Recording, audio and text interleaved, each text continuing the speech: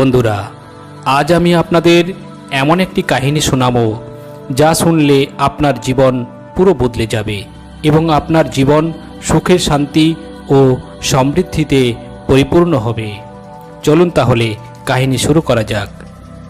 একবার মাতা পার্বতী এবং ভগবান শিব যখন পৃথিবীতে এলেন, তখন সেখানে চন্দ্র নামের এক ব্যক্তি খুব উদাসভাবে বসেছিল। বন্ধু, আপনি যদি এই কাহিনী শুনছেন তাহলে অর্থ সম্পূর্ণ রেখে যাবেন না, কারণ এই পবিত্র কাহিনী শুনলে আপনি সেই মুহূর্ত থেকে পবিত্র হয়ে যাবেন এবং আজ পর্যন্ত জমে থাকা পাপ নিমেষে ধ্বংস হবে। তাই এই কাহিনী সম্পূর্ণরূপে শুনুন। আপনি যদি শিবভক্ত হন তাহলে এই কাহিনী অবশ্যই শুনুন। প্রভু আপনার মঙ্গল করবে। চলুন এবার কাহিনীতে ফেরা যাক। একবার মা পার্বতী ভগবান শিবকে প্রশ্ন করলেন, ওই ব্যক্তি উদাস হয়ে কেন বসে আছেন ওখানে? তখন ভগবান শিব বললেন, মানব জীবনে এই 7টি কথা যেটা কাউকে বলা উচিত নয়, তারা সেটা সবাইকে বলে দেয় তাদের অজ্ঞতার কারণে, যার কারণে মানুষদের কঠিন সমস্যার সম্মুখীন হতে হয়। তখন মাতা পার্বতী জিজ্ঞাসা করলেন, ওই 7টি কথা কি? কৃপা করে আমায় বলুন প্রভু। তখন ভগবান শিব বললেন, হে প্রিয়, এখন আমি যা বলতে চলেছি তা মন দিয়ে শোনো। আমি তোমাকে চন্দ্রের জীবন সম্বন্ধে বলতে যাচ্ছি। তারপর ভগবান শিব বললেন, মানুষ সব সময় বলে যে আস্তে কথা বলো, কেউ যেন না শুনে নেয়। এই কথাটা আমরা সব সময় শুনে থাকি, যা মানুষেরা বলে থাকে। চিন্তার কথা এই যে এই কথাগুলো কখন আমরা শুনে থাকি এবং কখন আমরা বলে থাকি। এমন কিছু গুপ্ত রহস্য থাকে যা মানুষ অন্যদের জানাতে চায় না। অধিকাংশ পরিবারে অশান্তির কারণ মানুষ নিজেরাই হয়ে থাকে। এই কথাটা মানুষ বুঝতে পারে না, কিন্তু এটাই চরম সত্য। কিন্তু মানুষ নিজের মূর্খতার বশতই এই সমস্ত কথা অন্য লোকেদের বলে দেয়, যা আমাদের কখনোই অন্য কাউকে বলা উচিত নয়। আর ওই কথাগুলোই জেনে বা না বুঝে অন্য কাউকে বলে দেয়। সেটাই দুঃখের কারণ হয়ে দাঁড়ায়, সেটাই ঝগড়ার কারণ হয়ে যায়। আর পরে সেটা নিয়ে যখন সে অনুশোচনা করে যে আমার এইসব করা ঠিক হয়নি, এই কথা কাউকে বলা উচিত হয়নি, আমারই ভুল হয়েছে, আমি না জেনে বুঝে অনেককেই বলে দিয়েছি, কিন্তু ততক্ষণে অনেক দেরি হয়ে যায়, যার কারণে তাকে দুঃখ ভোগ করতেই হয়। ভগবান শিব বললেন, হে প্রিয়, তাই আমি আজকের কাহিনীতে তোমাকে বলতে যাচ্ছি যে এমন 7টি জিনিস বা 7টি কথা যা কাউকে কখনোই বলতে নেই। এই 7টি কারণ কেন কাউকে বলতে নেই তার ব্যাখ্যাও আমি তোমায় করব। এই বলে ভগবান শিব একজন শিশুর রূপ ধারণ করে চন্দ্রের প্রতিবেশী গ্রামে চলে গেলেন। এক সময়ের কথা, যখন একটি গ্রামে চন্দ্র নামের এক যুবক থাকত। সে খুব গরিব ছিল, টাকা পয়সা তার কাছে ছিল না। দুবেলা খাবার খুব কষ্ট করে জোগাড় করতে হতো। সে কোনো কাজ খুঁজছিল, কিন্তু তাকে কেউ কাজ দিচ্ছিল না। তারপর সে একদিন তার স্ত্রীকে তার সমস্ত সমস্যার কথা খুলে বলল। সে বলে যে আমি কাজের জন্য গেলে সবাই আমাকে কাজ না দিয়ে বলে যে আমাদের কোনো লোকের দরকার নেই। আমি কাজ খুঁজতে খুঁজতে হাঁপিয়ে গেছি, আমি বুঝতে পারছি না আমি তোমাদের খাওয়াবো কেমন করে, তোমাদের খাবার কেমন করে এনে দেব, সন্তানদের কিভাবে লালন পালন করব, আর এই চিন্তা আমায় দিন দিন শেষ করে দিচ্ছে। রাত্রে আমি ঘুমোতে পারছি না। এই সব শুনে তার স্ত্রী একটু ভাবনা চিন্তা করে বলল, তুমি একটা ব্যক্তির কাছে একবারই কাজ চাইতে যাও, আর সে যদি কাজ না দেয় তাহলে তার কাছে আর কাজ চাইতে যেও না। যদি তোমাকে কাজ পেতে হয় তাহলে তোমাকে অনুভূতি দেখাতে হবে, তোমার প্রতি তাদের অনুভূতি বাড়াতে হবে, তোমার দুঃখ, কষ্ট এবং দারিদ্রতা তাদেরকে বোঝাতে হবে, যাতে তারা তোমাকে কাজ দেয়। তাই লজ্জা না পেয়ে তাদেরকে নিজের কষ্টের কথা, নিজের দরিদ্রতার কথা বোঝাতে হবে। এই উপায়টাতেই তুমি কেবল কাজ পেতে পারো। স্ত্রীর বলা এই কথাগুলো চন্দ্রের মাথায় ঢুকে গেল। তাই পরের দিন কাজ যাওয়ার জন্য সে আবার মহাজনের কাছে গেল, যেখানে সে আগের দিনও কাজ চাইতে গিয়েছিল। আবার সে মহাজনের কাছে হাত জোড়ো করে প্রার্থনা চাইল, মিনতি করল, আর বলল যে আমি খুব গরিব, আমার কাজ খুবই দরকার, আপনি যা কাজ দেবেন আমি তাই সন্তুষ্টিভাবে করব, কিন্তু কৃপা করে আপনি আমাকে আপনার কাছে আপনার কাজে রেখে দিন। তার এই অবস্থা দেখে সেই মহাজন তাকে কাজে রেখে দিল। সে সেখানে প্রতিদিন কাজে যেতে লাগলো। মনে মনে সে খুব খুশি ছিল। সে কাজ পেল, কিন্তু অন্যদের থেকে সে বেতন কম পেত। এই কাজ অন্য যারা করছিল তাদের বেশি বেতন দেওয়া হচ্ছিল, আর তাকে কম বেতন দেওয়া হচ্ছিল। এই কথাটা যখন সে মহাজনকে বলল, তখন মহাজন তাকে বলল, দেখো ভাই, তোমার কাজ দরকার ছিল তাই আমি তোমাকে কাজ দিয়েছি।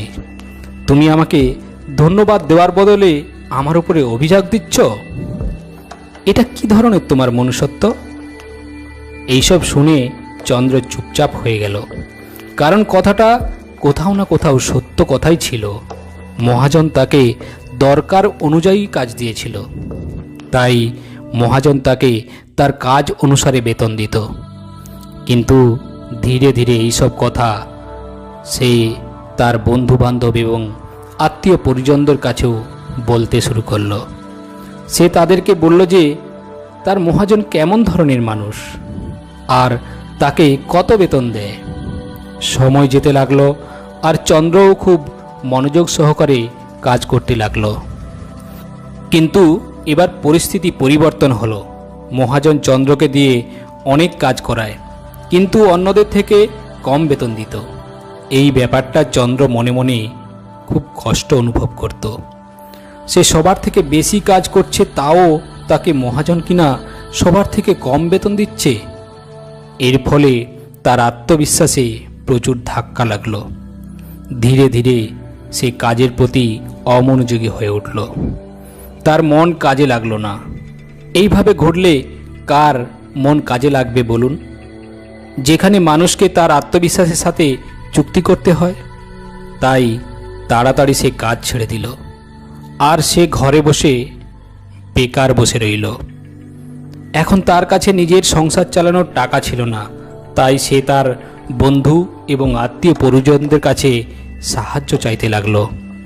কিন্তু তার আত্মীয় স্বজন এবং বন্ধুরা তার সামনে তাকে দয়া দেখাতো, কিন্তু পেছনে তাকে নিয়ে খুব হাসি ঠাট্টা করত। তারা নিজেদের মধ্যে বলতো, ও কত বোকা, মহাজন তাকে কাজ দিল, বেতন দিল, তাও তাকে ছেড়ে চলে এলো। আমরা ওকে টাকা দিলে ও টাকা ফেরত দিতেই পারবে না। ওর এমনই অবস্থা যে ওর কাছেই টাকা নেই, কোথা থেকে ও আমাদের টাকা দেবে? আর এই কারণের জন্য চন্দ্রের অবস্থা খারাপ হতে লাগলো। এখন সে প্রতিদিন রাতে কষ্টের মধ্যে থাকত। সেই বন্ধুরা, সেই আত্মীয়রা যাদেরকে সে আপন ভেবেছিল, তারাই আজকে তাকে দয়ার পাত্র ভাবছে। সবাই তার উপর দয়া দেখাচ্ছিল এবং সবাই তাকে জ্ঞান দিচ্ছিল, কিন্তু কেউ তাকে সাহায্য করছিল না। এতটা বলার পর ভগবান শিব মাতা পার্বতীকে বললেন, মর্তের প্রত্যেকটা মানুষের জীবনেও এরকম হয়ে থাকে। জ্ঞান দেওয়ার লোক তো অনেক থাকে, কিন্তু হাত ধরে আঙুল ধরে এগিয়ে নিয়ে যাওয়ার লোক খুব কম থাকে। এরপর ভগবান শিব মাতা পার্বতীকে বললেন, হে প্রিয়, এরপর বাকিটা শোনো। একদিন চন্দ্র জানতে পারল প্রতিবেশী রাজ্যে এক শিব শিষ্য এসেছে, যে খুব জ্ঞানী। চন্দ্র খুব দুঃখে ছিল, তাই সে কোনো পথ খুঁজে পাচ্ছিল না। সে শিব শিষ্যর কাছে গেল এবং সেই শিব শিষ্যর কাছে গিয়ে সোজা তার পায়ে পড়ে কাঁদতে লাগলো। সে কাঁদতে কাঁদতে তাকে তার সমস্ত পরিস্থিতির কথা বলল। সে বলল তার মহাজন তার কেমন সুযোগ নিয়েছে এবং তার বন্ধু আত্মীয় স্বজনরা তাকে ঠিক কেমনভাবে মজা করছে তাকে নিয়ে। সব কথা শুনে শিব শিষ্য তাকে চুপ করিয়ে বলল, এই সমস্ত সমস্যা, সারা কষ্ট, এগুলো সব হয়েছে তোমার মূর্খতার কারণে এবং তোমার বোকামির জন্য। যদি তোমার মধ্যে বুদ্ধি থাকতো তাহলে এই সমস্যা তোমাকে কষ্ট দিত না, কারণ তুমি তোমার মূর্খতার কারণেই তোমার নিজের রাস্তাতেই কাঁটা বিছিয়ে ফেলেছ। চন্দ্র, আজ আমি তোমাকে 7টি কথা বলবো, যা ভুল করেও অন্য কাউকে বলবে না, তাহলে তোমার বাকি জীবন খুব সুন্দরভাবে কাটবে। আর এই কথাগুলো সর্বদা অনুসরণ করে চলবে।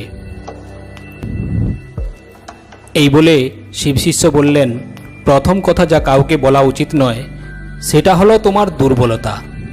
তোমার দুর্বলতা দেখিয়ে অন্য কারোর দয়া নিয়ে তার দয়ার পাত্র হওয়ার কোনো দরকার নেই। হতে পারে সে আজ তোমার দুর্বলতা দেখে আজ তোমাকে দয়া দেখিয়ে দয়া করে দিল, কিন্তু একদিন না একদিন সে তোমার সুযোগ নেবেই নেবে। আর যদি তোমার সুযোগও না নেয় তাহলেও সেই মানুষটা তোমাকে নিয়ে অন্যের সামনে মজা করবে। তাই কখনো নিজের দুর্বলতা কাউকে দেখিও না। যদি ঘরে শুকনো রুটিও থাকে সেটা খেয়ে ঘুমিয়ে পড়ো, কিন্তু তোমার দুর্বলতার কথা কখনোই কারোর সঙ্গে শেয়ার করবে না, কাউকে বলবে না। আপনারাই ভেবে বলুন, একজন মানুষের দুর্বলতা দেখিয়ে কী লাভ? সে তার দুর্বলতা অন্য কাউকে বলে কারণ সে অন্যর কাছ থেকে ঠিক সহানুভূতি পাবে বলে অথবা আর্থিক সাহায্য পাবে বলে। কিন্তু আপনারা যদি দুটি পরিস্থিতি ভালো করে বিচার করে দেখেন তাহলে দেখতে পাবেন এই পরিস্থিতিতেও সবাই আপনার সুযোগ নেবে। আর যদি আপনার সুযোগ না নেয় তাহলে তার নজরে আপনি সবসময় মূর্খই থাকবেন আর অন্যদের সামনে আপনাকে নিয়ে হাসাহাসি করবে। তাই নিজের দুর্বলতা নিয়ে কাউকে কখনোই কিছু বলবেন না। এরপর শিবশিষ্য বললেন, দ্বিতীয় কথা বলছি, তুমি মনোযোগ সহকারে শোনো। তা হলো আপনার অতীতের ভুল এবং ভবিষ্যতের পরিকল্পনা কখনোই কাউকে বলা উচিত নয়। তুমি ভেবে দেখো, তোমার অতীতের ভুল কাউকে বললে কি প্রভাব পড়তে পারে। অতীতের ভুলগুলো আর ঠিক করা যাবে না, তাহলে তা বলার প্রয়োজনটা কেন? আপনার অন্ধকার দিকটা নিজেই পৃথিবীর সামনে এনে তুলছেন না কেন? নিজের ভুল নিজেই অন্যদের সামনে বলছেন। এর ফলে সামনের মানুষের কাছে আপনার চরিত্র ছোট হয়ে যাবে আর ভবিষ্যতে সে আপনাকে সেই নজরে দেখবে। তাই অন্য লোকের সামনে নিজের চরিত্রকে কখনোই ছোট করবেন না। আর ভেবে দেখুন, আপনি ব্যর্থই ভবিষ্যতের পরিকল্পনা লোকেদের সামনে বলতে যাচ্ছেন। যাদের নিয়ে আপনি ভবিষ্যতে কাজ করবেন না তাদেরকে সব ভবিষ্যতের পরিকল্পনা বলে কী লাভ? তারা আপনাকে সাহায্য করবে না, কিন্তু আপনার ভবিষ্যৎ পরিকল্পনায় বাধা ঠিকই দেবে। আপনারা নিজের বিবেককে জিজ্ঞাসা করে দেখুন, যা এর আগে আপনাদের সাথেও হয়তো হয়েছে এরকম। কিংবা ভেবে দেখুন, আপনি আপনার ভবিষ্যতের পরিকল্পনার কথা কাউকে বলেছেন আর সেটি পূরণই হয়নি। এরকম সবার মধ্যে হয়ে থাকে। এরপর শিবশিষ্য চন্দ্রকে বললেন, তৃতীয় কথা যা কাউকে বলা উচিত নয় তা হলো নিজের ঘরের কথা। আপনাদের বাড়ির ভেতরে নিজেদের মধ্যে যা কিছু হয়, আমাদের বাবা মার সাথে স্বামী স্ত্রীর মধ্যে যা কথা হয় তা পরিবারের মধ্যে সীমাবদ্ধ থাকা উচিত। আপনি যদি আপনার ঘর সম্পর্কে সবার কাছে বলে থাকেন তাহলে বাইরের সবাই আপনার পরিবারের মধ্যে ঢোকার একটা সুযোগ পেয়ে যায় আর তারা এই সুযোগ নিতে কখনোই ছাড়বে না। তারা আপনাদের পরিবারের সদস্যদের আপনার থেকে দূরে সরিয়ে নিয়ে যাওয়ার চেষ্টা করবে। প্রায় সময়ে এটা হয়ে থাকে। আমরা আশেপাশে দেখতে পাই, আমরা আমাদের ঘরের ঝগড়া কম করার জন্য তার সম্পর্কে আমাদের প্রতিবেশী এবং আত্মীয় স্বজনের কাছে বলে থাকি, যার ফলে আপনি সাহায্য তো কখনোই পাবেনই না, উল্টে তারা এর সুযোগ নেবে। এটা মনে রাখবেন, আপনার পরিবারের ঝগড়া বাইরে সবার মধ্যে এসে গেল, যার ফলে আপনার সম্পর্ক খারাপ হতে পারে। আপনি যদি আপনার বাবা মার সম্পর্কে বলেন তাহলে অবশ্যই তাদের খারাপ লাগবে। তারা ভাববেন আমাদের সন্তান আমাদের না বলে আমাদের নিয়ে সমস্ত কথা লোকেদের কাছে বলে বেড়াচ্ছে। তাই আপনার নিজের ঘরের কথা এবং ঘরের ঝগড়া লড়াইয়ের কথা কাউকে কখনো বলবেন না। চতুর্থ কথা বলছি, শোনো, যা কখনো কাউকে বলা উচিত নয়। এটা শুনে তোমার অদ্ভুত লাগতে পারে, কিন্তু এখন যেটা বলতে যাচ্ছি তা কখনোই কাউকে বলা উচিত নয়। নিজের আয়ের কথা কখনো কাউকে বলবেন না। নিজের আয়ের কথা কাউকে বলবেন না। আপনি যদি আপনার আয়ের কথা আপনার পরিবারের মধ্যে কাউকে বলেন, তাহলে তারা অন্য কাউকে ভুল করে হলেও বলে ফেলতে পারে। আর যদি আপনার আয়ের কথা কাউকে বলেন, তাহলে যেটা হবে তা হলো, যদি আপনার আয় কম হয় তাহলে আপনাকে নিয়ে তারা উপহাস করবে, যা আপনার মনে প্রভাব ফেলবে এবং আপনার উপার্জন বাড়ানোর জন্য আপনি ভুল পথে পরিচালিত হতে পারেন। আর যদি আপনার আয় বেশি হয়, তাহলে আপনার বন্ধুবান্ধব এবং পাড়া প্রতিবেশী আপনার কাছে সাহায্য চাইবে। আর যদি তা আপনি দিতে না পারেন, তাহলে আপনার পরিস্থিতির বিচার না করেই তারা আপনাকে শত্রু ভাববে। তাই নিজের আয়ের কথা কখনোই কাউকে ভুল করেও বলবেন না। এরপর শিব শিষ্য বলেন, এখন আমি পঞ্চম কথা বলবো, যা কাউকে বলা উচিত নয়। আপনি আপনার দুর্বলতা এবং আপনার শক্তি কাউকে বলবেন না। নিজের দুর্বলতা এবং শক্তি সাধারণত সবাই অবগত নাও হতে পারে, কিন্তু যদি আপনি তা জানতে পারেন তাহলে বুঝে নেবেন আপনি একজন বুদ্ধিমান ব্যক্তি। যদি আপনি তা জেনে থাকেন, তা কাউকে কখনো বলবেন না, কারণ আপনার দুর্বলতা যদি তারা জেনে যায় তাহলে তারা আপনার থেকে সুযোগ নেবে। আর যদি আপনার শক্তি সম্বন্ধে জানতে পারে, তাহলে আপনি দুর্বল হয়ে পড়বেন, কারণ আপনার শত্রু আপনাকে পরাস্ত করতে আপনার থেকে দ্বিগুণ শক্তি প্রয়োগ করবে এবং আপনি তাদের থেকে তখন দুর্বল হয়ে পরাস্ত হবেন, হেরে যাবেন।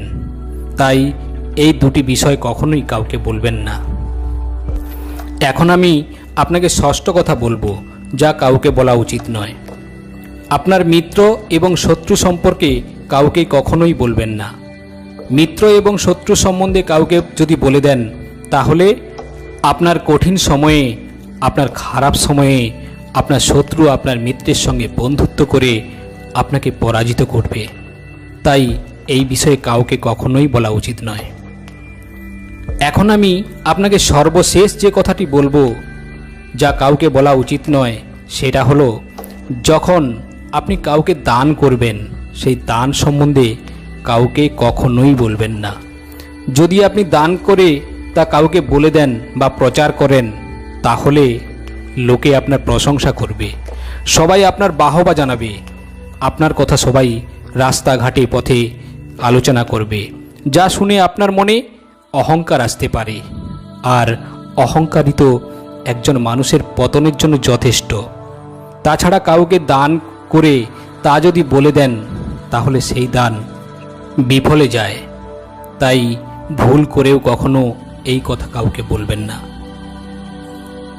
চন্দ্রের কাহিনী যখন ভগবান শিব মাতা পার্বতীকে বলছিলেন, তখন মাতা পার্বতী খুবই ধ্যানপূর্বক শুনছিলেন এবং সবশেষে মা পার্বতী বলেন, প্রভু, আমি ধন্য হয়েছি।